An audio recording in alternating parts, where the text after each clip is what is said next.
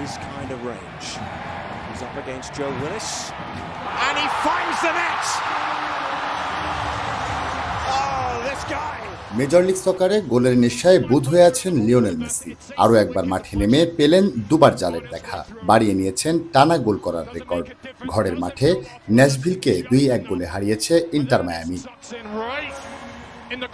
MLS-এ টানা 5 ম্যাচে 2টি করে গোল করলেন বিশ্বকাপ জয়ী ফরোয়ার্ড। এ প্রতিযোগিতায় ইতিহাসে টানা 4 ম্যাচে একাধিক গোলের নজিরও নেই আর কোনো ফুটবলারের। ম্যাচের 17তম মিনিটে ডি বক্সের বাইরে থেকে নিচু করে নেওয়া ফ্রিকিকে জাল খুঁজে নেন আর্জেন্টাইন মহাতারকা। ফ্রিকিক থেকে এটি তার ক্যারিয়ারের 69তম গোল। দ্বিতীয়ার্ধে ফিরে 49তম মিনিটে হ্যারি মুখতারের চমৎকার হেডে সমতায় আসে ন্যাশভিল।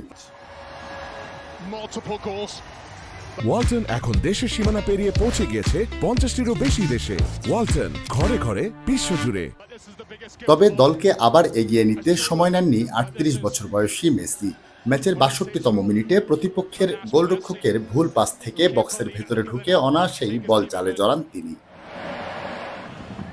বাকি সময়ে আর গোলের দেখা পায়নি দুই দল। সব প্রতিযোগিতা মিলিয়ে ন্যাশভিলের টানা 15 ম্যাচের অপরাজেয় যাত্রা এই পরাজয়ে থামল।